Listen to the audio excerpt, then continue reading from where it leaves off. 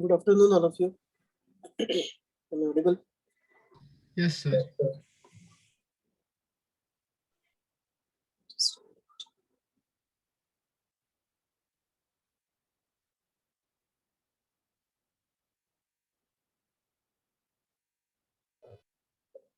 Okay. So yesterday we have seen about the nature of enzyme action. Catalytic cycle क्या होता है हमने देखा था कल. अब हमें आज देखना है concept of activation energy and factors affecting enzyme action. अभी activation energy क्या होता है देखो, ये डायग्राम एनसीईआरटी में दिया हुआ है. कोई भी सबस्ट्रेट जब भी प्रोडक्ट में कन्वर्ट होता है तो वो एक हाई एनर्जी स्टेट से पास होता है, और जब सबस्ट्रेट टू प्रोडक्ट कन्वर्जन होता है तो enzyme binds with the substrate and then this substrate is converted into product. Enzyme is a 3D structure. हमने कल देखा था. इसको एक 3D शेप होगा, उसके एक्टिव साइट में सबस्ट्रेट टू प्रोडक्ट कन्वर्जन होगा सबस्ट्रेट बाइंडिंग साइट पे. अब जब ये ES कॉम्प्लेक्स बनता है, enzyme binds with a substrate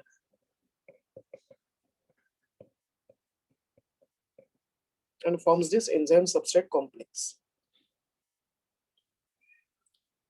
अब ये जो कॉम्प्लेक्स होता है मैंने कल बताया ट्रांजाइंट है, हाईली अनस्टेबल है. इस सबस्ट्रेट का प्रोडक्ट में कन्वर्जन होता है. यस, बोलो सर. ट्रांजाइंट मतलब शॉर्ट लिव ना? Yes, transient mean short live. Yes. Momentarily ये रहता है and then it is converted into a product. फिर प्रोडक्ट रिलीज होगा, एंजाइम रिलीज होगा. So free enzyme is again available for next reaction. हम इसको कहते हैं कैटालिटिक साइकिल. अगर समझो मैं इस रिएक्शन में जो भी potential energy in particular substances की, केमिकल्स की, कंपाउंड्स की जो भी पोटेंशियल एनर्जी है, इसको अगर मैं प्लॉट करता हूं in the form of a graph,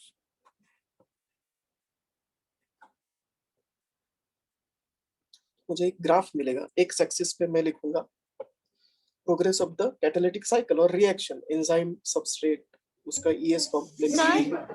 हाँ बोलो. सर मेरे को एक डाउट है. जो आपने कन्फर्मेशनल चेंज बोला था ना, हाँ, उसमें आपने फिर उसके आगे बेनिफिट लिखा था, उनको समझ नहीं आया. I mean why do they do the conformation? हाँ, for tightly binding with substrate. मतलब देखो समझो आपका एंजाइम है. मतलब शेप चेंज से क्या होता है, उससे क्या रिलेशन है? हाँ देखो, समझो ये है आपका एंजाइम,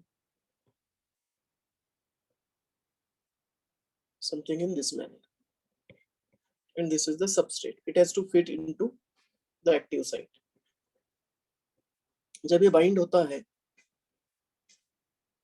तो समझो ये आके यहाँ पे बाइंड हो गया. Now it has to bind tightly. So ये जो साइट है इसका shape according to your substrate modify हो जाए, so that you have an enzyme properly attached and tightly bound to the substrate, something like this. Okay. ये जो active site होता है वो फ्लेक्सिबल होता है. This is flexible. This you will understand when we look at the models of enzyme action. Enzyme का action कैसे होता है, इसके कुछ मॉडल्स है. लॉक एंड की मॉडल, इंड्यूस्ड फिट मॉडल, वहां पे मैं और बताऊंगा इसके बारे में. लेकिन शेप चेंज होने से और टाइट बाइंडिंग होता है. It is like holding an object very loosely with your two hands and then holding it very tightly with your two hands. So there is little change फिर in they the do pressure. Another conformation change ना, जब वो substrate product में बन जाता है, या फिर एक ही बार? हाँ, ओके. तो उसका कंफर्मेशन और चेंज होगा. ओके. तो इतना चेंज हो जाता है कि it can not hold the product. Product release हो जाता है फिर. Okay.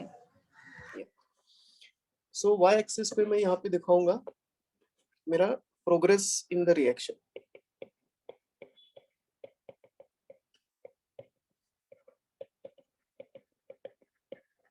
progress of reaction here on y-axis. I'm sorry, on x-axis.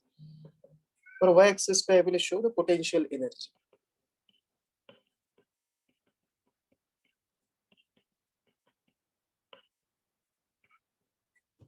अब जब ऐसे समझ के चलो, मेरे पास सबस्ट्रेट है, and let us say this is the original,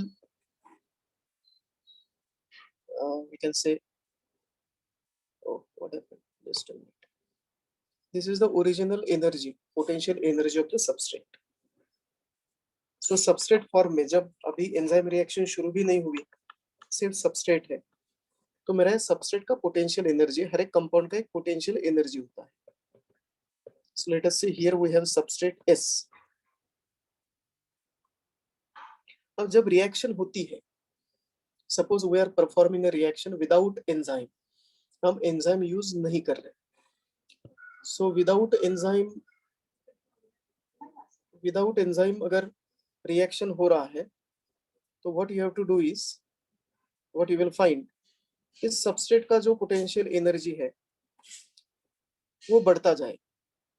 during the reaction, potential energy of the substrate increases, it reaches to maximum and then decreases, and finally a product is formed. हमें product मिलेगा. फिर ये reaction इसी तरह से होता है.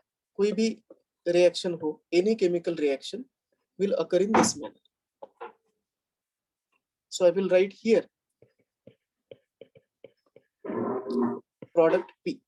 So मेरा सबस्ट्रेट को प्रोडक्ट कन्वर्जन हुआ, लेकिन during this conversion, when my substrate is being converted into a product, it is passing through a high energy state. ये एक हाई एनर्जी स्टेट से जा रहा है. ये हाई एनर्जी स्टेट है. ये जो हाई एनर्जी स्टेट है, ये भी बहुत ही ट्रांजाइंटली एग्जिस्ट करता है. बहुत ही कम टाइम के लिए ये energy, high energy state exist करता है. Not last for long. It is for a short period of time, momentary, transient. इस स्टेट को, since this is transient and a state from where substrate is getting converted into product, substrate का product में conversion हो रहा है और ये high energy state, इस state को हम कहते हैं transition state. You can note down these points. During conversion of a substrate into a product, substrate has to go through a high energy state, which is called as transition state. During conversion of substrate to product, substrate has to go through a high energy state, which is called as transition state. अब देखो, substrate की energy मैंने mark की है with a line. This is your potential energy of a substrate, and potential energy reached at peak during conversion to a product. ये जो difference है energy में, the difference in the energy content of substrate and transition state, इसको कहा गया है activation energy.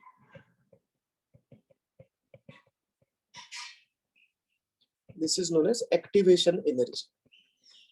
But here we are not using any enzyme. So activation energy क्या है? Difference in the energy content of a substrate and substrate at transition state. इन दोनों के energy में जो डिफरेंस है उसको कहा जाता है एक्टिवेशन एनर्जी. ये इतना एक्टिवेशन एनर्जी है. Now suppose the same reaction I perform with an enzyme. मैंने एंजाइम ऐड करके अब मैं ये रिएक्शन कर रहा हूं. So how this reaction will occur with enzyme? See this, see the graph that I'm drawing.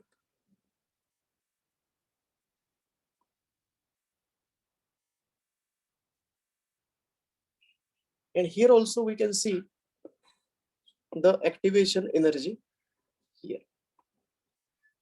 This is the activation energy.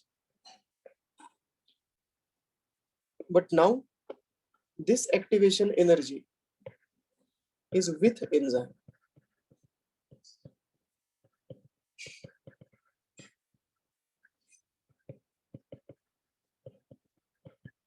Remember the sixth character of enzyme that we noted yesterday.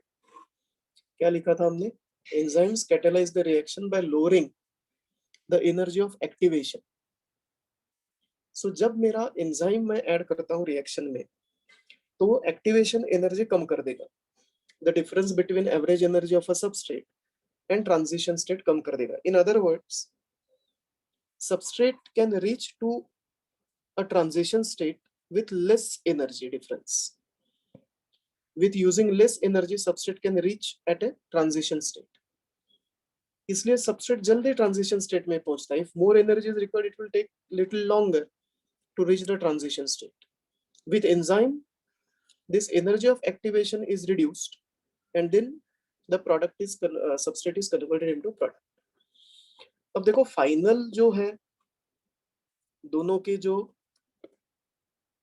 at the end of reaction जो energy है वो same है. Here to start with energy same है. Substrate की energy उतनी है start of the reaction में, end of the reaction में product की energy भी उतनी है. What is different is the activation energy that is required in absence of enzyme and in presence of enzyme. So enzymes decrease the activation energy, making the conversion of substrate into product much easier as compared to this conversion without enzyme. It will require more energy. With enzyme, less energy is required, and this conversion becomes a simple, easy conversion. समझ में आई बात? Yes, sir. तो एक graph याद रखना.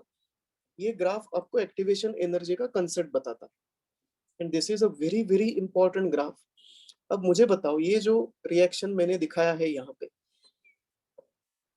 इस reaction को with respect to the energy content of substrate and product, इस रिएक्शन को मैं क्या कहूंगा? Will I call this as exothermic reaction और एंडोथर्मिक रिएक्शन? आंसर केयरफुली, ठीक से देखो क्या, एंडो. ठीक से देखो क्या है. सबस्ट्रेट का एनर्जी ज्यादा है या प्रोडक्ट का एनर्जी ज्यादा है? सबस्ट्रेट का. प्रोडक्ट का एनर्जी कम है, तो ये जो डिफरेंस है एनर्जी में वो कहाँ जाएगा? Exothermic. It will be released as heat. So what I have shown here and in your NCERT textbook is an exothermic reaction. Endothermic reaction में सेम रहेगा. Only thing is मेरे प्रोडक्ट का energy ज्यादा होगा. So अगर मुझे endothermic reaction दिखाना है यहाँ पे, तो endothermic reaction I will erase this. ये कुछ इस तरह से होगा. प्रोडक्ट का energy will be more than substrate energy, then it becomes sir endothermic. पर इसमें एनर्जी भी तो यूज हो रही है. सो हाँ, मतलब एक्टिवेशन एनर्जी एनर्जी, यूज हो so you रही could है. also call it endothermic, right? नहीं नहीं नहीं, एक्सोथर्मिक और एंडोथर्मिक का कंसेप्ट डिपेंड करता है आपके energy associated with the substrate and energy associated with the product. ये जो एनर्जी है, Okay. this energy will be just used for passing of the substrate through a transition state. Then this energy is going to be released, but this energy is not released in the form of heat. It is picked up by other molecules in the solution. अगर ये product का energy बहुत कम है as compared to substrate, then this difference is released out as a heat. So exothermic और endothermic जो definition है is with relation to the energy associated with substrate and energy associated with the product. समझ में आई बात?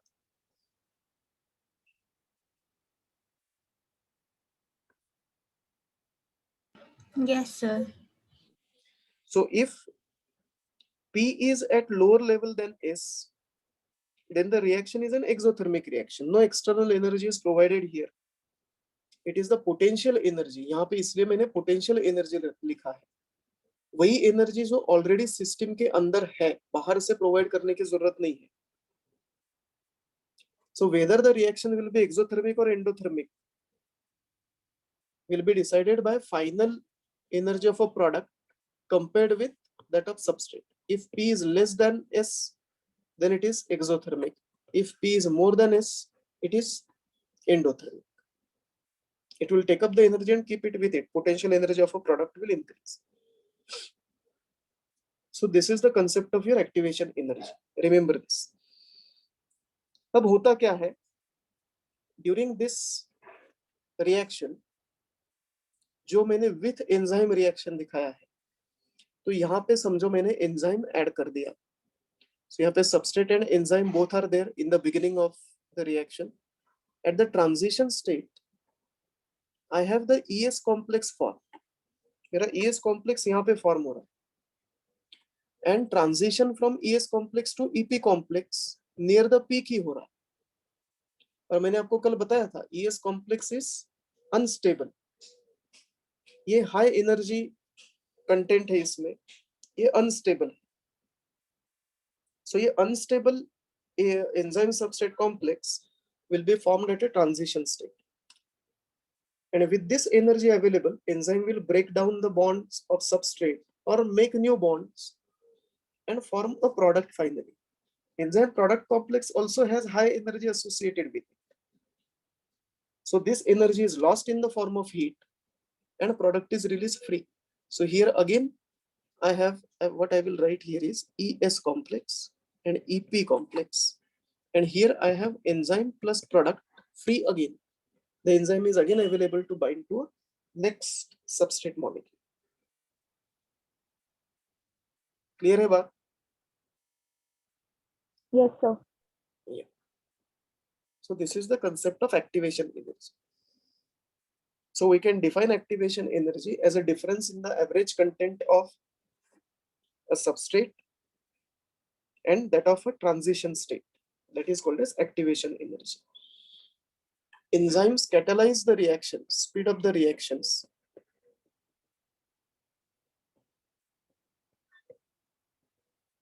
Catalyze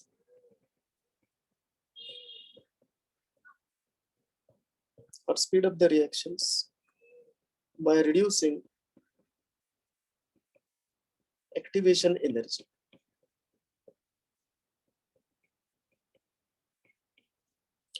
Making substrate to product conversion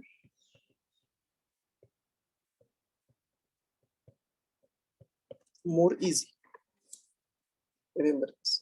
अब जब भी ये एंजाइम रिएक्शन हो रहा है तो एंजाइम के बारे में हम एक टर्म डिफाइन कर सकते हैं which is called as turnover number. Whenever this enzyme reaction is occurring, each enzyme has a specific turnover number. हर एक एंजाइम का अपना खुद का एक टर्नओवर नंबर होता है. Now what is this turnover number? It is nothing but number of substrate molecules converted into product. Number of substrate molecules converted into product by single molecule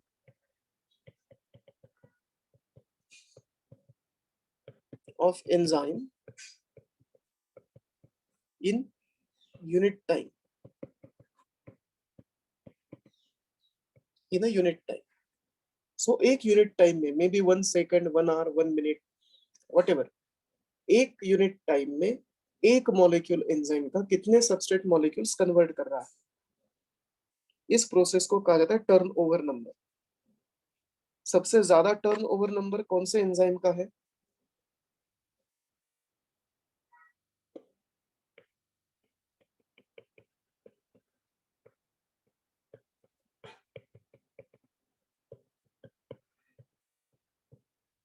maximum turnover number is of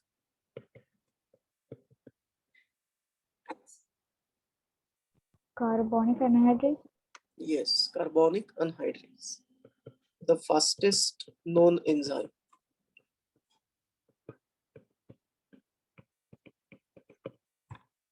अभी carbonic anhydrase जो है वो 6 lakh molecules catalyse करता है substrate का पर second.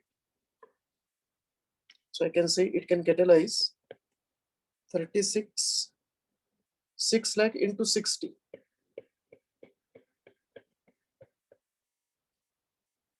So it is 36 million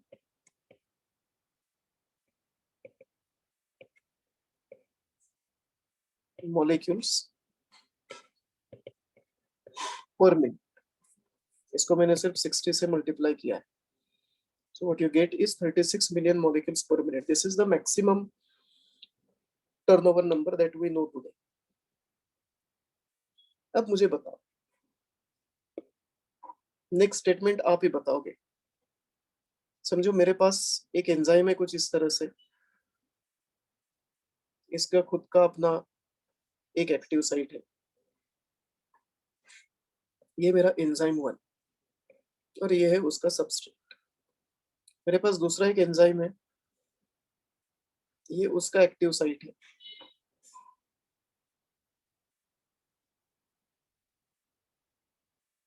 Suppose this is another enzyme and there are two active sites in this enzyme.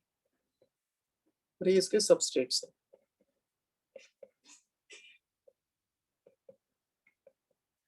This is my enzyme 2. तो मुझे बताओ, अगर मैं दोनों इन रिएक्शंस में सेम कॉन्सेंट्रेशन ऑफ एंजाइम और सेम कॉन्सेंट्रेशन ऑफ सबस्ट्रेट लेता हूं, तो कौन सा एंजाइम फास्ट होगा एक्शन में, एंजाइम 1 या enzyme 2? E2. E2 will be faster. E2. Why? Because it has more active Active sites. sites. Exactly. That is necessarily the outcome. The turnover number of any enzyme depends on the number of active sites. More the number of active sites, more will be the turnover number. So remember this.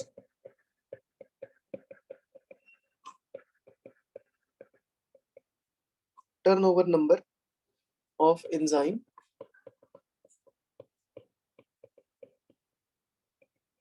depends on the number of active sites. Rather, it is directly proportional to number of active sites. जितने ज़्यादा active sites, उतना ज़्यादा turnover number. Clear है यहाँ तक? Anybody any doubt up to this? Is it clear? Clear, sir.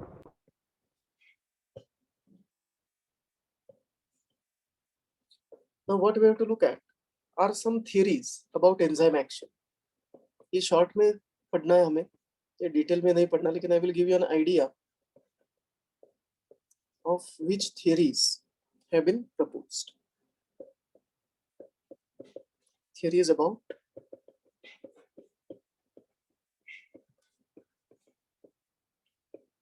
enzymatic action. ये बहुत ही simple theories है.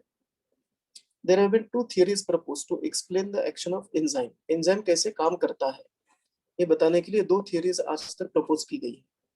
एक theory है जिसको कहा जाता है lock and key hypothesis. This is one theory which is known as lock and key hypothesis.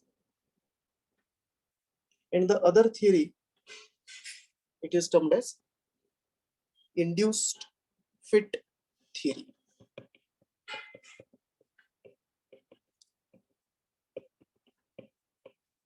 Lock and key hypothesis and induced fit theory, ये दो अलग अलग टाइप के hypothesis है. इसमें बताई गई चीजें भी अलग अलग. So ध्यान से सुनना, दोनों में डिफरेंस क्या है, इसके ऊपर क्वेश्चंस आ चुके हैं बहुत बार. So you must know what is the difference between these two theories, lock and key और induced fit theory. अभी जो lock and key theory है, it was given by a person known as Emil Fischer. कभी सुना हुआ नाम लग रहा है फिशर? Yes sir, इसने वो Fisher ग्लूकोज का, projection. हाँ हाँ, जो फिशर प्रोजेक्शन हम करते हैं तो फिशर प्रोजेक्शन इसने दिया, Emil Fischer, he was a biochemist. In the year 1894 he proposed this model. और जो induced fit theory है, this was postulated by a biochemist known as Koshland in 1959. This theory is now, this hypothesis is rejected. And this is more accepted based on the evidences, experimental evidences. Induced fit theory is accepted. अभी lock and की model क्या कहता है? Lock and की hypothesis और lock and की model. According to this model, the active site of an enzyme where substrate binds. पहला important postulate ये है कि active site of enzyme is rigid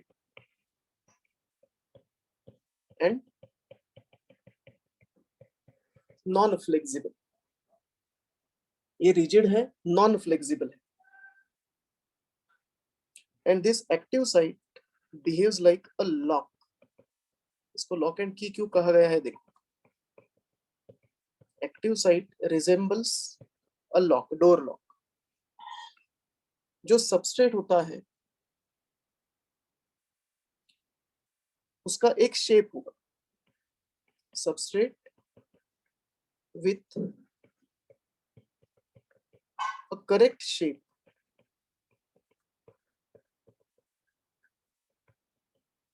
Matching active site, which matches the active site, fits into an enzyme. ये enzyme में fit होता है. So आपका जो active site है, actually आपके मॉड्यूल में ये दिया है, active site is like a lock. But देखो ये थोड़ा मॉडल में गड़बड़ है, मैं आपको बताता हूँ ये क्या है. सो सबस्ट्रेट में अगर करेक्ट शेप है सबस्ट्रेट का तो ये एक्टिव साइट से जाके बाइंड होगा. समझो जो हमने अभी तक डायग्राम्स ड्रॉ किए वो लॉक एंड की मॉडल के ड्रॉ किए हैं. ये समझो मेरा एक्टिव साइट है, तो इसका सबस्ट्रेट परफेक्टली फिटिंग होना चाहिए इस एंजाइम के लिए. ये एंजाइम 1, ये substrate 1. So it can fit into this only if it has this shape. If the shape of the substrate is something like this, it won't be able to fit inside. This substrate doesn't fit inside. It's not possible. ये अंदर जा ही नहीं सकता. So substrate का size, substrate का shape और active site का shape ये match होना चाहिए. So this hypothesis proposes or says that your substrate is like a key.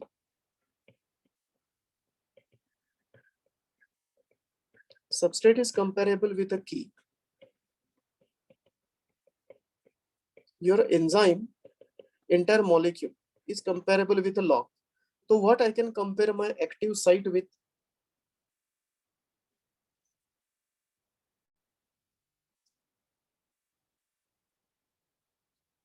मेरा substrate key है, enzyme lock है. Enzyme is lock, substrate is key. My substrate is entering in a cavity inside the lock. क्या होता है? Keyhole. Keyhole. Yes, I can consider the active site as a keyhole. This is what this theory says, that active site is rigid and non-flexible. ये बहुत important postulate है इस theory का. Active site is rigid and non-flexible. और इस active site में जाके आपका substrate molecule fit होता है. और तभी fit होगा जब substrate का shape match करेगा. Exactly opposite is your Koshland's induced fit theory. अब ये theory क्या कहता है देखो. According to this theory, the active site is flexible. और जब substrate approach करता है active site को, तो it induces a shape change, that is conformational change in the enzyme. Hence enzymes are flexible structures. Active sites are flexible structures, and enzyme can reshape it. Active site can reshape it, by which it can bind tightly to a substrate.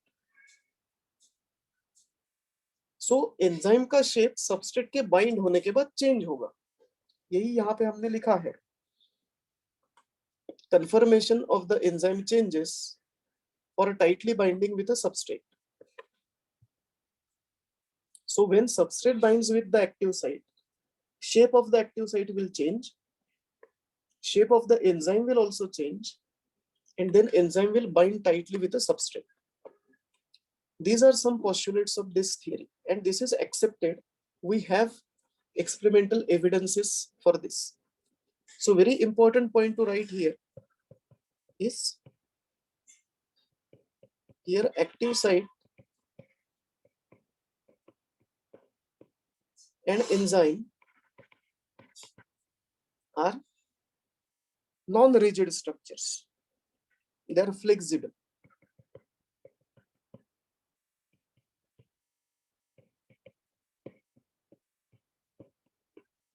They are flexible structures. Approach of a substrate, जब substrate आके bind होगा, S means substrate, E means enzyme. Approach of a substrate induces shape change.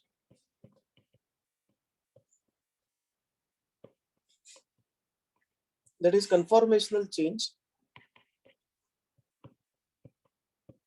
in enzyme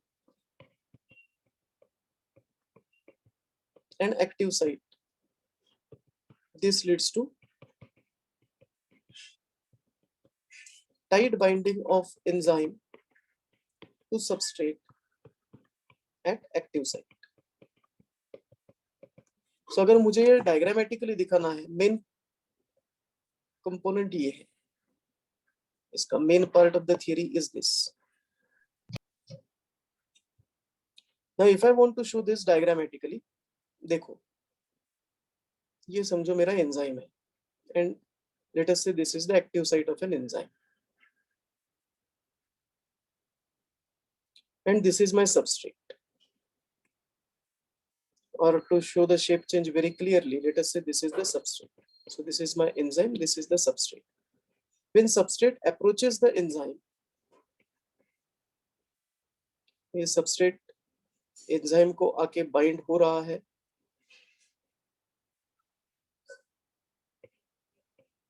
it will induce the change in the shape of enzyme as well as shape of active site. Enzyme का भी shape change हुआ, active site का भी shape change हुआ, and this substrate then goes and binds to the active site.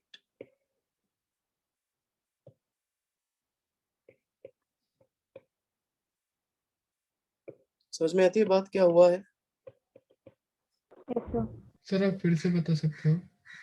यहाँ पे enzyme और active site flexible है, यहाँ पे शेप फिक्स नहीं रहता. जब सबस्ट्रेट आएगा तो एंजाइम का शेप चेंज होगा, एक्टिव साइट का शेप चेंज होगा. अब यहाँ पे देखो ये स्क्वायर सबस्ट्रेट है, वो इस एक्टिव साइट में जाके फिट नहीं हो सकता. It can not go and fit here, it is not possible. ये टच करता है, जब एंजाइम को अप्रोच करता है तो एंजाइम में कन्फॉर्मेशनल चेंज होता है, शेप चेंज होता है. और जब ये कन्फॉर्मेशनल चेंज होता है, then the enzyme changes the shape. Active site में भी कन्फॉर्मेशनल चेंज आ जाएगा, and then substrate fits into the active site. So approach or interaction of substrate with enzyme induces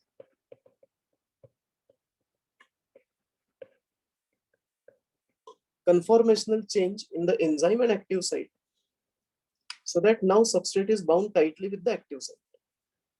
समझ में आया? Yes, sir.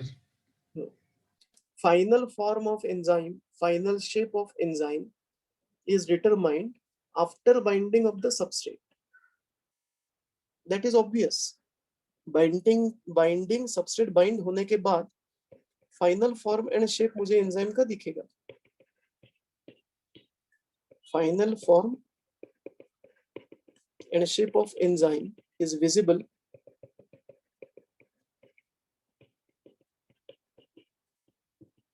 after binding of substrate to the active site. This is called as induced fit model or flexible model or induced fit theory. अब नाम में फर्क है. देखो यहाँ पे हाइपोथेसिस का है, यहाँ पे थियरी का है. दोनों में फर्क है. लॉकेंड की थियरी मत कहना, इंड्यूस्ड फिट हाइपोथेसिस मत कहना. इंड्यूस्ड फिट थियरी है, लॉकेंड की हाइपोथेसिस है. Hypothesis is a work of thought. Hypothesis is a work of thought, whereas theory has evidences to the proposal. Hypothesis is just a proposal कि ऐसे हो सकता है. Theory कहता है ऐसे हो सकता है. ये लो evidence, ये लो experimental evidence, then it becomes a theory. Hypothesis plus evidence is theory. Only work of thinking, work of thought, proposal is a hypothesis. So दोनों में फर्क है, यहाँ पे कंफ्यूजन मत करना. क्लियर बात यहाँ तक? थियरी समझ में आई? Yes sir. Yes, sir. और भी बहुत सारे थियरीज हैं, बहुत सारे मैकेनिज्म्स हैं, हमें उसके डिटेल में नहीं जाना. ऑल अदर मैकेनिज्म्स डायरेक्टली और indirectly talk about this only. This is the most accepted theory for enzyme action today. इसी के हिसाब से एंजाइम एक्शन अब डिस्क्राइब किया जाता है. So this is all basics of enzyme. Once it is clear, अब मुझे बताओ सबको सब समझ में आया है जो हमने अभी तक डिस्कस किया about enzymes. Then only there is Yes, point. Then only there is point in going ahead with the factors affecting enzyme action. नहीं तो मैं बताऊंगा हार्ट की सर्जरी किस तरह से करनी है, ओपन हार्ट सर्जरी, और आपको मालूम ही नहीं हार्ट का लोकेशन क्या है, तो उसमें कुछ पॉइंट नहीं रहेगा. फिर सिलेबस तो हो जाएगा, आपको कुछ नहीं आएगा. तो ऐसे कुछ इंस्टीट्यूट्स होते हैं कि जहाँ पे सिलेबस फटाफट कंप्लीट हो जाता है. बच्चों को समझ में आए ना आए कुछ फर्क नहीं पड़ता. टीचर का काम हो गया, सिलेबस कंप्लीट, बात खत्म. आप अपने घर, मैं मेरे घर. That is not going to help you. मुझे तो कुछ फर्क नहीं पड़ेगा, मेरा तो कंप्लीट हो जाएगा सिलेबस, मुझे लोड कम आएगा, लेकिन I don't want to do that. So if this is clear, let us. हाँ बोलो. सर तो इसमें से करेक्ट कौन सा वाला है? ये है, ये एक्सेप्टेड है ना, तो ये करेक्ट है. Correct thing is accepted.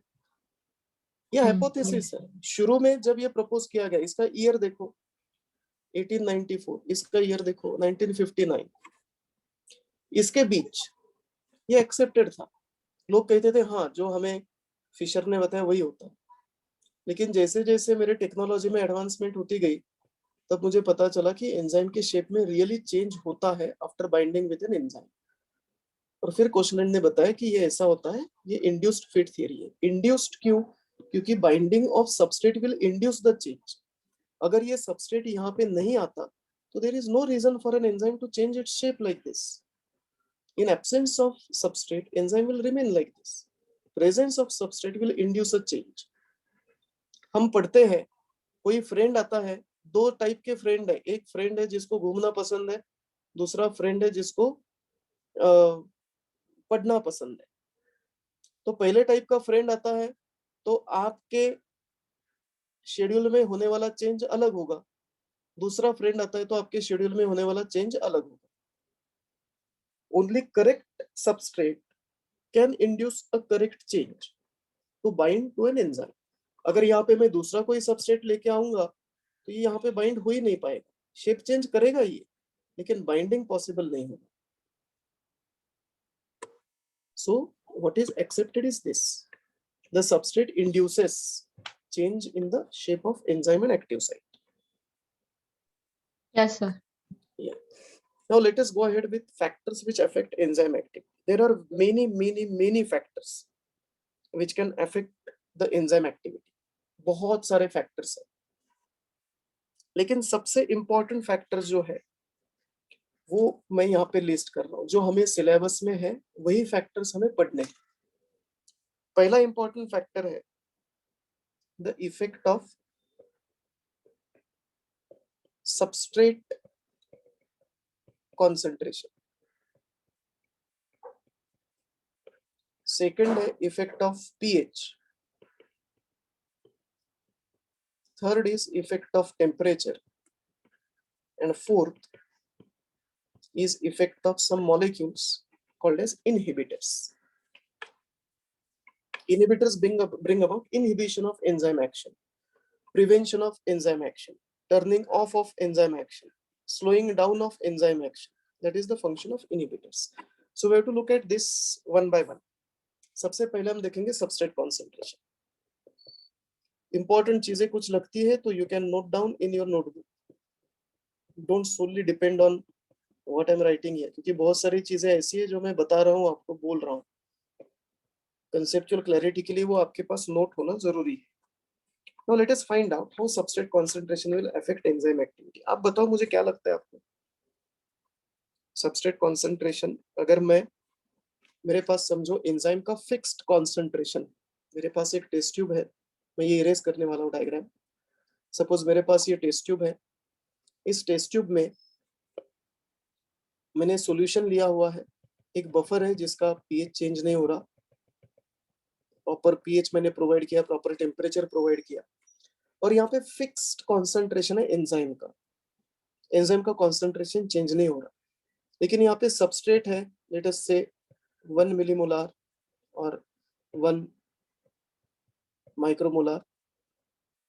दूसरा टेस्ट ट्यूब है जिसमें सबस्ट्रेट कॉन्सेंट्रेशन है, लेट अस से 2 माइक्रोमोलार. तीसरा टेस्ट ट्यूब है जिसमें सबस्ट्रेट कॉन्सेंट्रेशन है 4 माइक्रोमोलार, एंड फोर्थ टेस्ट ट्यूब जिसमें सबस्ट्रेट कॉन्सेंट्रेशन है 8 माइक्रोमोलार. तो मुझे बताओ सबसे फास्ट एंजाइम रिएक्शन आपको कहाँ पे मिलेगी, फर्स्ट टेस्ट ट्यूब में, सेकंड में, थर्ड में या फोर्थ में? Let us say for example, हाँ फोर्थ में, लेकिन let us say for just more conceptual clarity, 1 micromolar में let us say, just for the sake of understanding, let us say मेरे पास 1000 मॉलिक्यूल्स है 1 माइक्रोमोलर में. Needless to go into those Avogadro number वगैरह वो मत देखना, ऐसे समझ के चलो कि 1 माइक्रोमोलर में मेरे पास 1000 मॉलिक्यूल्स है सबस्ट्रेट की, तो यहाँ पे 2000 होंगे, यहाँ पे 4000 होंगे, यहाँ पे 8000 होंगे. ये सारे सबस्ट्रेट के मॉलिक्यूल्स है, और हर एक टेस्ट ट्यूब में मेरे एंजाइम्स के मॉलिक्यूल्स है 10,000.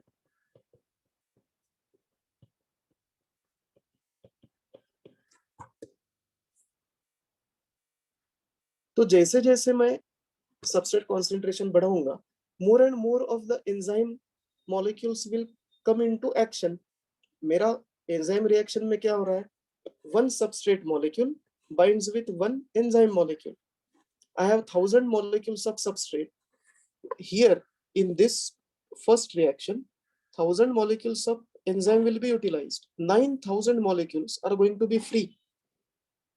Second में क्या होगा, 8000 molecules are going to be free. बैठे हैं, कुछ काम नहीं उनको. Third में 6000 molecules are going to be free. Fourth में 2000 molecules are going to be free. मैं और 2 टेस्ट ट्यूब बढ़ाता हूं यहाँ पे. Just a minute. Suppose मेरे पास और एक टेस्ट ट्यूब है. Now in this test tube, I have, let us say, 10 micromolar of substrate. Enzyme concentration मैंने चेंज नहीं किया, वो 1000 ही. ये है टेस्ट ट्यूब नंबर 1, 2, 3, 4, 5. मैक्सिमम मुझे कौन सा रेट ऑफ रिएक्शन कहाँ पे मिलेगा, आप बताओ. फिफ्थ में 5 में, करेक्ट, क्योंकि सारे के सारे एंजाइम मॉलिक्यूल्स काम कर रहे हैं, फटाक से कन्वर्जन हो जाएगा. अब मेरे पास और 2 टेस्ट ट्यूब्स है, लेट अस से ये 2 टेस्ट ट्यूब्स है, और इन दोनों टेस्ट ट्यूब में मैंने फिर से सबस्ट्रेट लिया. यहाँ पे मैंने लिया सबस्ट्रेट, लेट अस से 12 माइक्रोमोलर, मतलब 12,000. यहाँ पे लिया 20 micromolar, 20,000 molecules. Test tube number 6, test tube number 7, बताओ बढ़ेगा रिएक्शन रेट? एंजाइम के मॉलिक्यूल्स सेम रहेगा। सेम रहेगा, अभी भी 5th में ही होगा ज्यादा। हाँ सेम रहेगा। सो ध्यान से सुनना, आपने ही बताया मुझे, मैंने कुछ नहीं बताया, आपने ही बताया सबस्ट्रेट कॉन्सेंट्रेशन का इफेक्ट एंजाइम एक्शन पे क्या है।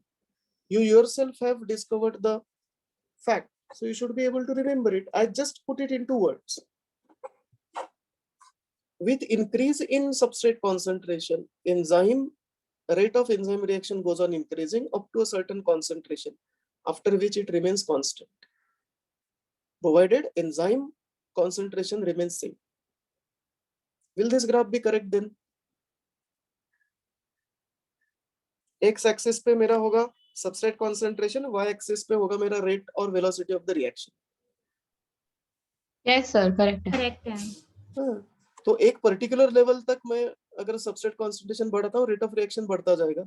जैसे ही सारे के सारे एंजाइम मॉलिक्यूल्स ऑक्यूपाई हो गए, the rate of reaction will not increase further. कितना भी आप सबस्ट्रेट ऐड करो, रिएक्शन रेट उतना ही रहेगा कि सारे एंजाइम मॉलिक्यूल्स। सर हाँ बोलो।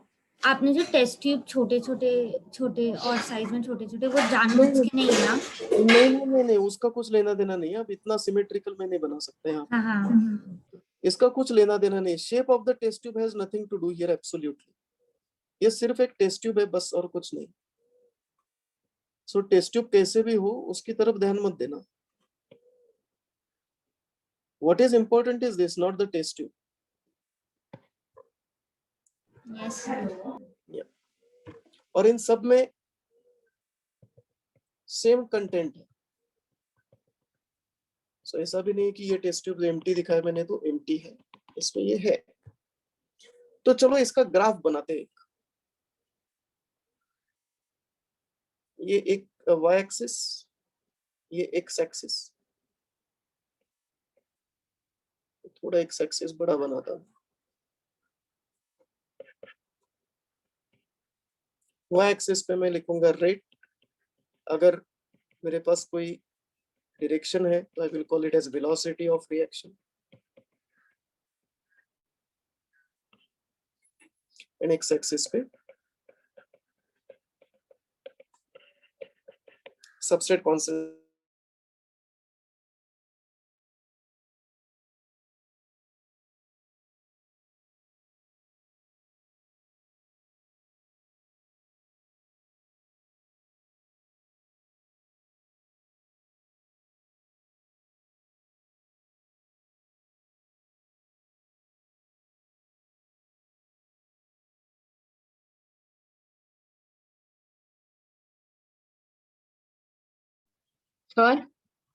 सर आपकी वॉइस नहीं आ रही है।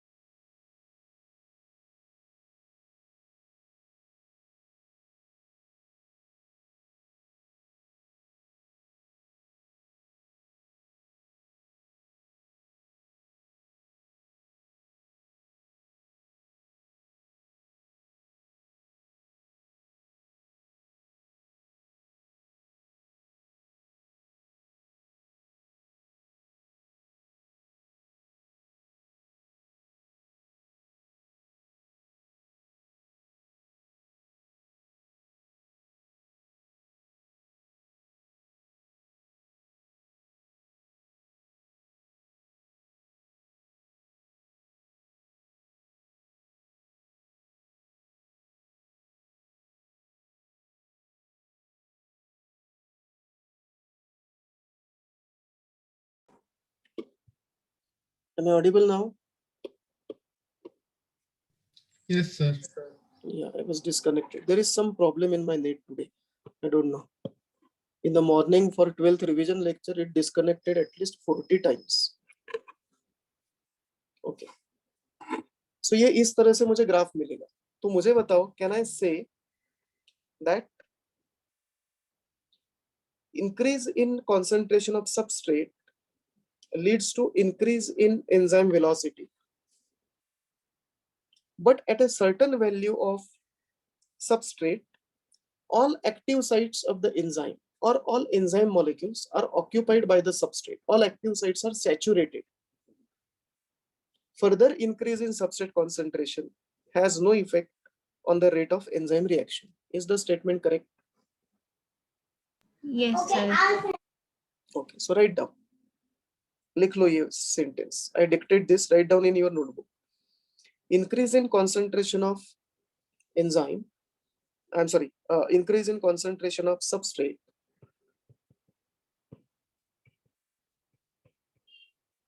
increase in concentration of substrate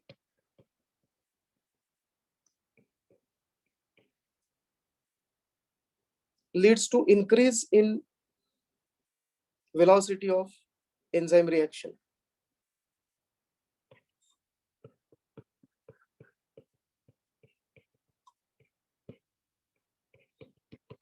Leads to increase in velocity of enzyme reaction.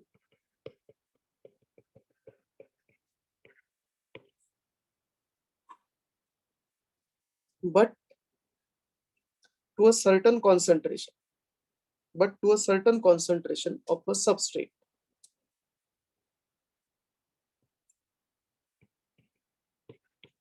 But to a certain concentration of a substrate.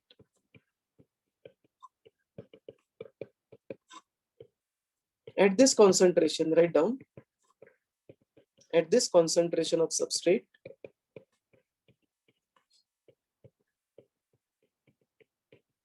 all active sites of enzyme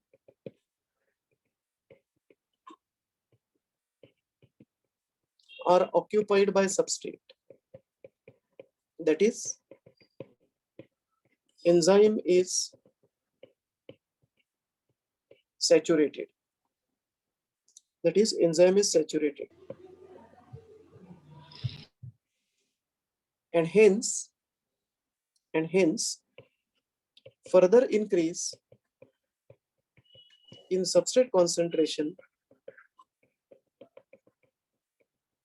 has no effect on velocity of reaction. Further increase in substrate concentration has no effect on velocity of reaction. अब maximum velocity देखो मुझे यहाँ पे मिली है, ये velocity maximum है। तो अगर मैं ये ट्रेस करता हूँ यहाँ से लेकर यहाँ तक, मैं उसको पीछे ट्रेस करता हूँ लाइन पे, तो can I call this as V max? इसको मैं वी मैक्स कह सकता हूँ, right? Yes, sir. V means velocity, max means maximum. ये maximum velocity है enzyme reaction की. This is the effect of substrate concentration on the enzyme action. अब यही ग्राफ में फिर एक बार यहाँ पे ड्रॉ करता हूँ, मुझे और कुछ चीजें बतानी है आपको। बात यहाँ पे खत्म नहीं होती, बात यहाँ पे शुरू हो गई।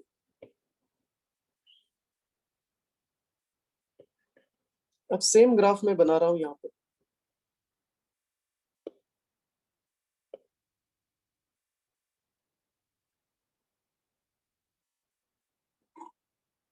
This is my Vmax.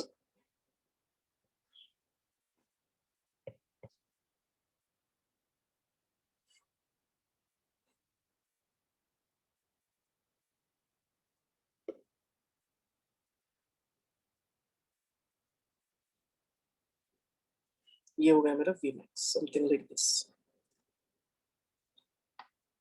क्या है, just a minute.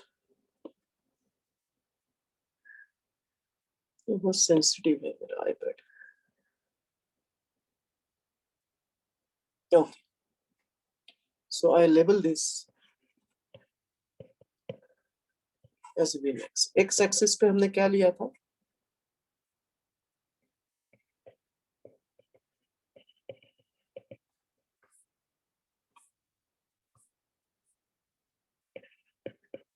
Substrate concentration था ना, यूनिट का था, क्या था सबस्ट्रेट कॉन्सेंट्रेशन का?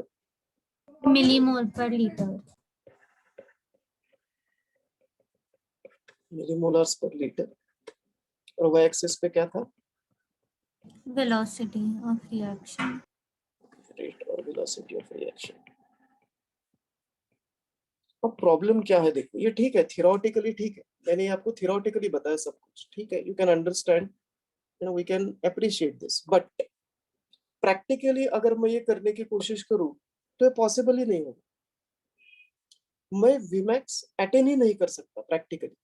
होता है, हर एक एंजाइम का होता है, लेकिन उसके लिए मुझे बहुत बहुत बहुत ज्यादा सबस्ट्रेट कॉन्सेंट्रेशन लगेगा, क्योंकि एंजाइम का एक्शन बहुत फास्ट है. 36 मिलियन मॉलिक्यूल्स पर मिनट और 6 लाख मॉलिक्यूल्स पर सेकंड फॉर एन एग्जांपल. तो मुझे बहुत सारे मॉलिक्यूल्स ऐड करने पड़ेंगे, तब जाके मुझे कुछ थोड़ा सा Vmax के आसपास में पहुंच सकता हूं. So it is actually practically difficult to attain Vmax. इसलिए मैं क्या करता हूं, Vmax अटेन करना डिफिकल्ट है, fine. So is it that we'll stop studying enzymes? That cannot be done. Enzymes are important. So what I do is I calculate half of Vmax. मतलब ये. And if I find out, मैंने half of Vmax लिया है, देखो Vmax, ये मेरा Vmax है, उसका 50% लिया मैंने. Now I drop perpendicular from this and then perpendicular on the x-axis. What this substrate concentration tells me? बताओ ये कौन सा सबस्ट्रेट कॉन्सेंट्रेशन है? व्हाट कैन आई से? मुझे नाम टेक्निकल इसकी डिटेल्स नहीं चाहिए, आपको इस सबस्ट्रेट कॉन्सेंट्रेशन से क्या पता चलता है वो बताओ. कितने एक्टिवेशन साइट्स यूज्ड है? ये तो नहीं पता चलेगा मुझे. देखो मैं यहाँ पे लिखता हूँ Vmax by 2 or 1/2 Vmax. So what will be this substrate concentration? Can I say that this is my substrate concentration required to attain half of Vmax? Yes, sir. This is the substrate concentration required to attain half of Vmax. हर एक enzyme का Vmax fixed है, हर एक enzyme का maximum velocity is fixed, इसलिए हर एक enzyme का Vmax by 2 is also going to be constant. For each enzyme, Vmax is constant. For each enzyme, if suppose you have an enzyme which has Vmax of X, obviously for the enzyme, X by 2 will be Vmax by 2. For some another enzyme, you have Vmax of Y, Vmax by 2 will be Y by 2. It is going to be constant for any given enzyme. ध्यान से सुनना, Vmax of each enzyme is same, constant. Each enzyme has a specific Vmax. So each enzyme has specific Vmax by 2. So each enzyme has specific substrate concentration at which Vmax by 2 will be attained. Am I right? Yes, sir. Should I repeat? Yes, sir. ध्यान से सुनना, बहुत ही simple चीज है ये. Each and every enzyme has a fixed Vmax, its own specific Vmax, constant. Anywhere in the world, the enzyme will have the same Vmax. So that enzyme will have a fixed Vmax by 2.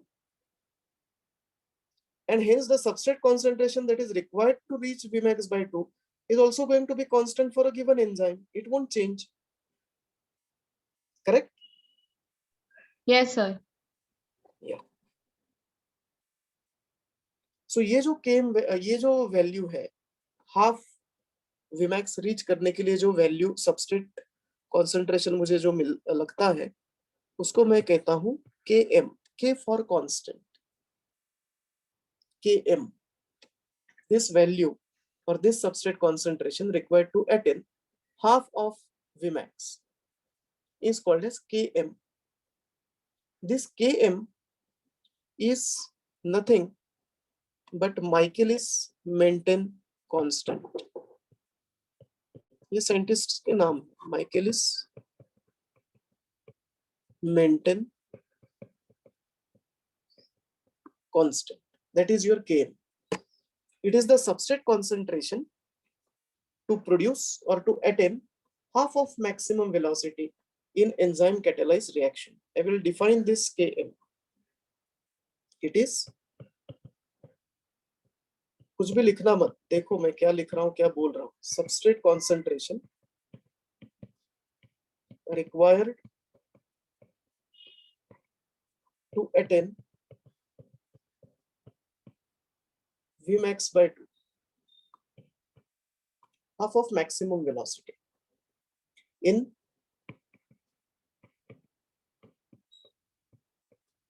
enzyme catalyzed reaction.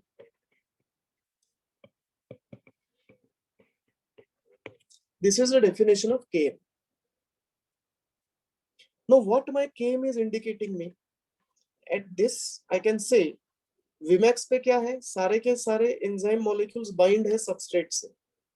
All enzyme molecules are bound to the substrate at Vmax, saturated है, इसलिए इसके आगे velocity नहीं बढ़ती. So I can simply say that at Km 50% of my enzyme is bound with substrate molecules. Am I right?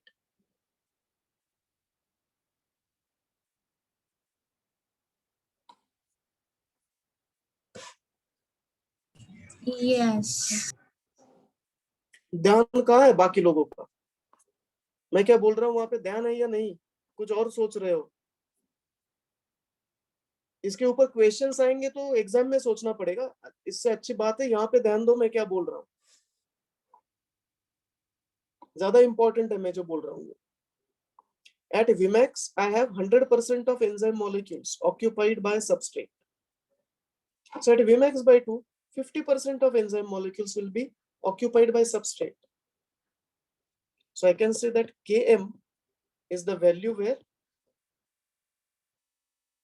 it is this a substrate concentration at which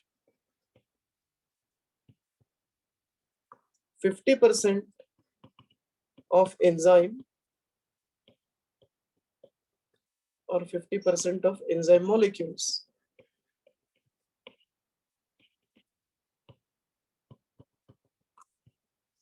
are bound to substrate molecules. 50% are still free. Remember, this Km value is a constant. Km value is a constant and a characteristic of each enzyme. So हर एक specific enzyme उसका खुद का Km value दिखाएगा. And just remember this particular equation जो मैं अभी लिख रहा हूँ. हमें इसके डिटेल में नहीं जाना, हम इसके ऊपर भी डिस्कस कर सकते हैं.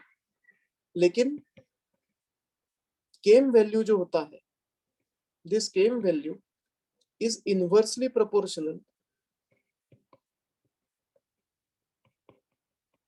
to affinity of an enzyme to the substrate. Affinity मतलब कितना tightly bind होता है ये. अब ध्यान से सुने, थोड़ा लॉजिकल पार्ट है, थोड़ा कुछ आपको इमेजिन करना पड़ेगा.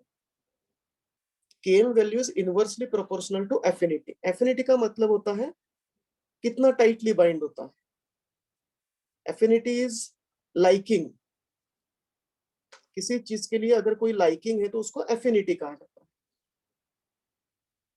सो एंजाइम और सबस्ट्रेट में बहुत ज्यादा एफिनिटी है तो बहुत टाइटली बाइंड होंगे. इन दोनों में अगर कम एफिनिटी है तो कम टाइटली बाइंड होंगे. अगर कम टाइटली बाइंड हुए तो एंजाइम रिएक्शन होने में भी ज्यादा टाइम लगेगा.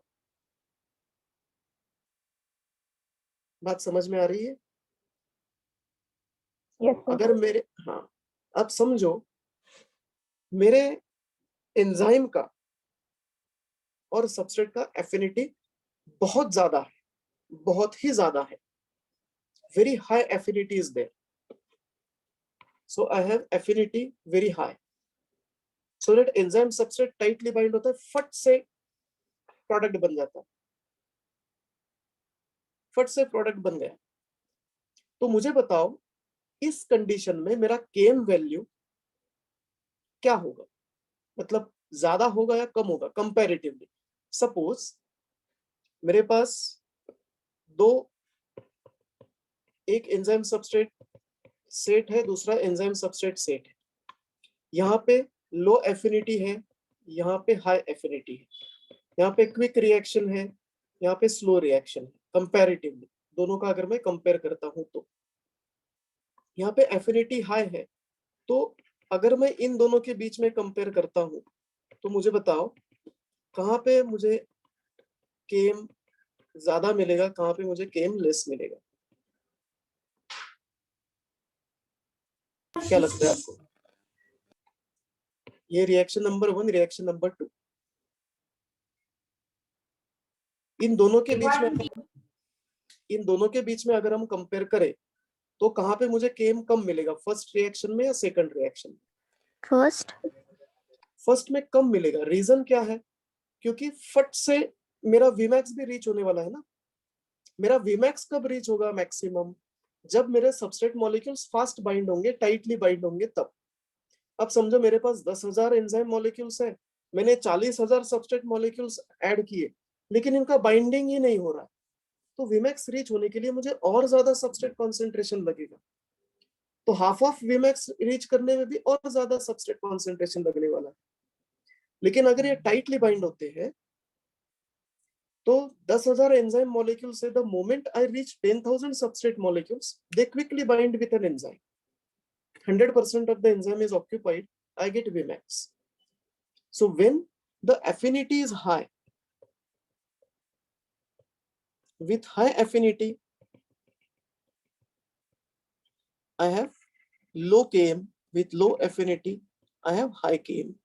That is why Km value is inversely proportional to affinity of an enzyme with a substrate. Remember this. ये नोट कर लेना पॉइंट। सर नहीं समझा सर, क्योंकि हम ये भी तो बोल सकते हैं Km is directly proportional to the substrate concentration, है ना? नहीं। Km value is independent of enzyme concentration and substrate concentration. Then what is Km? Km is that concentration of substrate required to reach half of Vmax. Km is dependent on Vmax of the enzyme, not on the concentration of substrate. मेरा Vmax बढ़ गया, confusion की कोई बात नहीं है। देखो मेरे पास दूसरा एक एंजाइम रिएक्शन है, लेट अस से ये मेरा दूसरा enzyme reaction, another enzyme, another substrate, another Vmax। ये दूसरा Vmax मिल गया मुझे, तो इसका Vmax by 2 कहाँ पे आएगा? मेरा इसका Vmax by 2 आएगा somewhere over here, correct? Yes sir.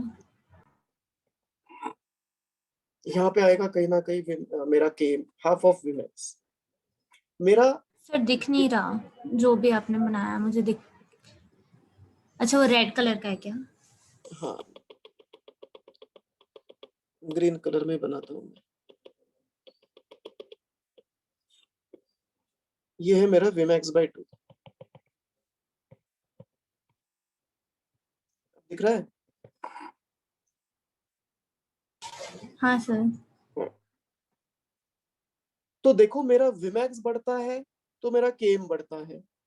अगर मेरा Vmax कम हो गया, समझो मैं थर्ड एक रिएक्शन दिखाता हूं यहाँ पे। समझो मेरा रिएक्शन इस तरह से हो रहा है, Vmax ये है तो Vmax by 2 ये होगा, मेरा Km भी कम हो जाएगा। My Km varies with the Vmax. Vmax ज्यादा तो Km ज्यादा, Vmax कम तो Km कम। समझ में आती है बात? Km is substrate concentration, no doubt. So if Km is directly proportional to the rate of reaction, then okay, got it. मेरा जैसे जैसे Vmax बढ़ता जाएगा वैसे वैसे मेरा Km बढ़ता जाएगा। जैसे जैसे मेरा Vmax कम होगा my Km will go on decreasing. So Km का एंजाइम कॉन्सेंट्रेशन से या आपके सबस्ट्रेट कॉन्सेंट्रेशन से कोई डायरेक्ट रिलेशन नहीं होता। Km का डायरेक्ट रिलेशन होगा आपके Vmax के साथ। Vmax कितना है, किसी भी एंजाइम का Vmax कितना है, Vmax जितना ज्यादा उतना ज्यादा सबस्ट्रेट लगेगा अटेन करने के लिए। जितना ज्यादा Vmax होगा उतना स्लो रिएक्शन होगा। जितना ज्यादा Vmax होगा उतना स्लो रिएक्शन होगा, है ना? हाँ, एग्जैक्टली। सो जैसे जैसे मेरा Vmax, जैसे जैसे मेरा Vmax बढ़ता जाएगा वैसे वैसे मुझे more and more substrate add करना पड़ेगा, तो एंजाइम रिएक्शन स्लो होता जाएगा उस हिसाब से। तो ये थोड़ा कॉम्प्लिकेटेड है समझना। सो अगर आप इमेजिन कर सकते हो, लॉजिक लगा सकते हो तो लगाओ, अगर नहीं हो रहा आपसे तो ये सिर्फ याद रखो, that is enough. Km is inversely proportional to affinity. Trust me, मैं आपको गलत नहीं बता रहा हूँ, जो मैं बता रहा हूँ वो सही है, इतना ही याद रखो। और मैंने अभी इसके पीछे रीजन भी बताया। अगर टाइट बाइंडिंग होता है, हाई एफिनिटी है, तो क्विकली मेरा Vmax अटेन होगा। अगर क्विकली Vmax अटेन होगा तो कम कॉन्सेंट्रेशन ऑफ सबस्ट्रेट में अटेन होगा, तो मुझे Vmax/2 के लिए भी कॉन्सेंट्रेशन कम लगेगा। अगर एंजाइम सबस्ट्रेट में बाइंडिंग ही नहीं हो रहा है तो मुझे बहुत ज्यादा सबस्ट्रेट लगेगा Vmax रीच करने के लिए। तो अकॉर्डिंगली Vmax/2 रीच करने के लिए भी मुझे बहुत ज्यादा सबस्ट्रेट लगेगा। My Km value will be high. So Km is inversely proportional to affinity of an enzyme. समझ में आई बात? Yes, sir. इतना ही याद रखो। अब मुझे एक बात बताओ, आपको इसका लॉजिक समझ में आए ना आए, आपको Km का कंसेप्ट तो समझ में आया क्या है सबको? Yes, sir. Vmax का कंसेप्ट समझ में आया और Vmax/2 का कंसेप्ट। अगर ये तीन कंसेप्ट आपको समझते हैं, इनफ। जस्ट रिमेम्बर दिस, ये सिर्फ याद रखो क्या है बस। Km is inversely proportional to 1 by affinity, and you can prove it. I can also prove it for you here by using log of this enzyme reaction. So अगर मैं ये enzyme reaction का log लूंगा तो I can prove that how this enzyme concentration और substrate concentration से ये independent है, या फिर इनवर्स लेता हूं मैं इसका, that also can be done. लेकिन हमें उस कॉम्प्लिकेशंस में नहीं जाना। अगर आपके पास बुकलेट है तो आप बुकलेट के पेज नंबर देखो। बुकलेट में शायद, अब आपका नया बुकलेट है, आई डोंट नो, है क्या किसी के पास बुकलेट? मॉड्यूल है किसी के पास? ओपन करो मॉड्यूल, कोई एक मॉड्यूल ओपन करो।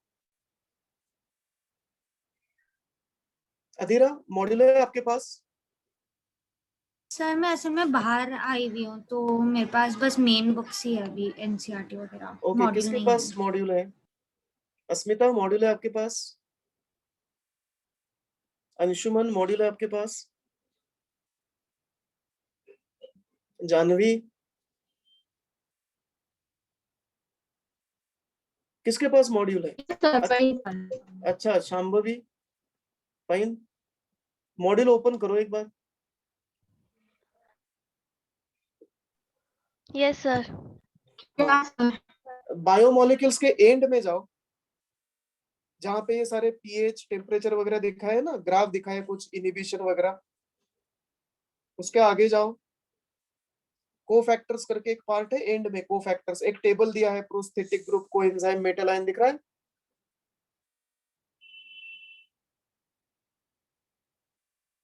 एक टेबल है 3 कॉलम। हाँ, अब उस टेबल के बाद नेक्स्ट पेज पे देखो, डबल रेसिप्रोकल ग्राफ ऑफ और लिनवेवर बर्क प्लॉट करके कुछ दिया है क्या, या नहीं है? हाँ है। हाँ, तो उसके आगे जाके ग्राफ देखो, कितने अच्छे सुंदर सुंदर ग्राफ है। वो नहीं करने हमें,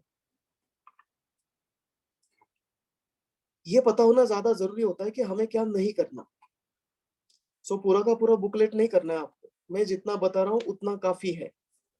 बुकलेट में इससे भी ज्यादा इंफॉर्मेशन दिया, not required, so don't waste your time on that. Lineweaver Burk plot अगर आप देखोगे So you can prove that Km value is independent of enzyme and substrate concentration. But we're not going to do that because it is not in the syllabus. वो आपको masters biochemistry में आप करोगे, Lineweaver Burk plot. Don't do that right. अगर आपको इस stage पे Vmax by 2 and Km ये 3 कंसेप्ट समझ में आ गए, बस काफी हो गए. एंड रिमेंबर दिस, ये रिलीजियसली याद रखो, Km is inversely proportional to affinity. बस clear? Yes, sir. Yes, sir. And let us then move ahead. अब देखो ये मैंने लिखे हैं, दूसरा मैंने पॉइंट लिखा है पीएच. चलो पीएच का इफेक्ट देखते हैं हम. Effect of pH on enzyme concentration, enzyme action. अब मैं यहाँ पे दोनों लेता हूँ.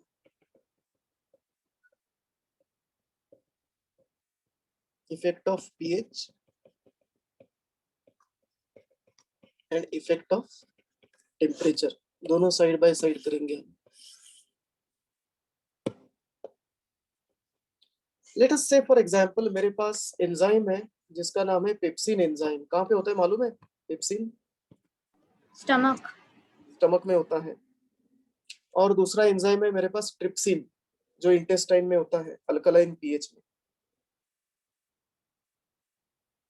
सो अगर मैं पेप्सिन एंजाइम के साथ रिएक्शन कर रहा हूं, late us say for example, तो वो सिर्फ एसिडिक पीएच में ही काम करेगा.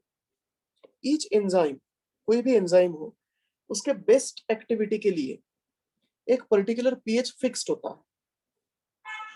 Each enzyme has a specific pH eight which it's activity will B maximum. ज्यादा से ज्यादा एक्टिविटी मुझे एक पर्टिकुलर पीएच पे मिलती है. Each enzyme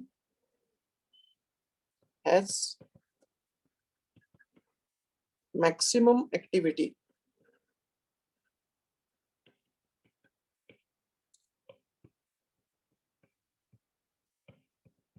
at a specific pH. इस pH को, जिस pH पे इस एंजाइम की एक्टिविटी मैक्सिमम है, इस pH को हम कहते हैं optimum pH. Optimum means best possible. Is optimum. Optimum का मतलब है best possible. So each enzyme has a specific pH. It will catalyze the reaction at a maximum rate at optimum pH. और हर एक enzyme का optimum pH अलग होगा. Every enzyme has different optimum pH. हर एक enzyme का optimum pH अलग होगा. And enzyme reaction will slow down before less than optimum pH or more than optimum pH. अगर मैं pH चेंज करता हूं एंजाइम रिएक्शन का, then the activity or rate of reaction will be less. Any change or any deviation from optimum pH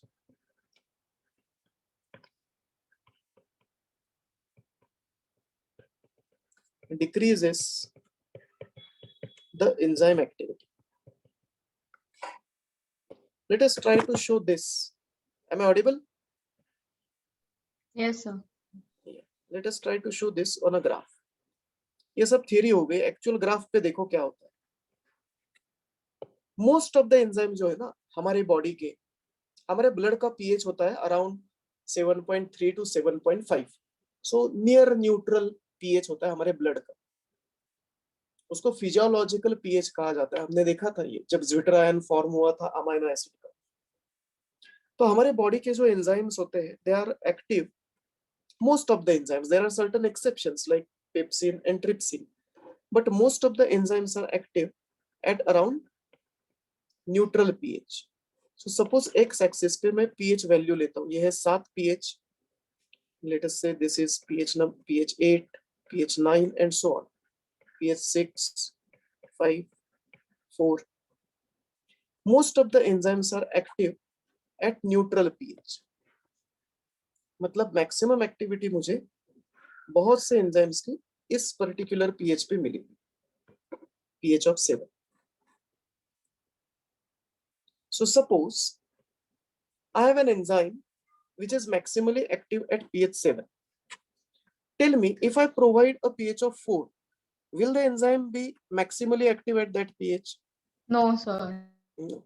If I slowly go on increasing the pH, what will be the effect on enzyme activity? It will remain low than its optimum activity.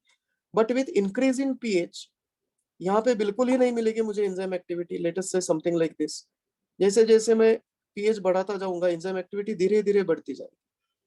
It will reach its maximum at optimum pH.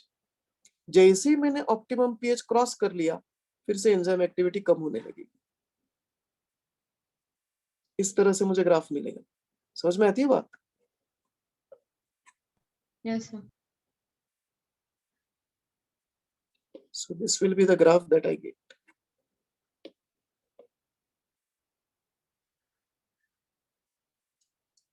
Something in this manner. Maximum activity मुझे मिलती है optimum pH पे. The enzyme is maximally active at its optimum pH. Each enzyme has optimum pH. Most of the enzymes are active at around neutral pH. Neutral pH पे मुझे maximum enzymes की activity मिलती है. There are certain exceptions, as I told you. मेरे digestive enzymes, for example, pepsin, trypsin, ये कुछ exceptions है. लेकिन most of them are active around neutral pH, pH of 7. हर एक एंजाइम के लिए ये एक्टिविटी अलग होगी. अगर मैं यही ग्राफ पेप्सिन के लिए बनाता हूं, पेप्सिन का pH तो 2 है, तो यही graph if I make for pepsin, मैं ये इरेज करूंगा जस्ट फॉर इंफॉर्मेशन में ये दिखा रहा हूं. सपोज ये है आपका एक्स एंड वाई एक्सिस, ये है pH 0, 1, 2, 3, 4, 5, 6 and so on. And this is rate of the enzyme reaction, velocity of enzyme reaction. So मुझे पेप्सिन के लिए ग्राफ कुछ इस तरह से मिलेगा. Maximum activity will be at acidic pH. जैसे मैं एसिडिक पीएच से आगे जाने लगूंगा, इसकी एक्टिविटी सिग्निफिकेंटली डिक्रीज होती जाएगी. समझ में आ रही बात? Yes, sir. अगर मैं बात करता हूं आपके एंजाइम की जो अल्कलाइन पीएच में एक्टिव है, जैसे समझो 1, 2, 3, यहाँ पे 7, 8, 9, 10 and so on.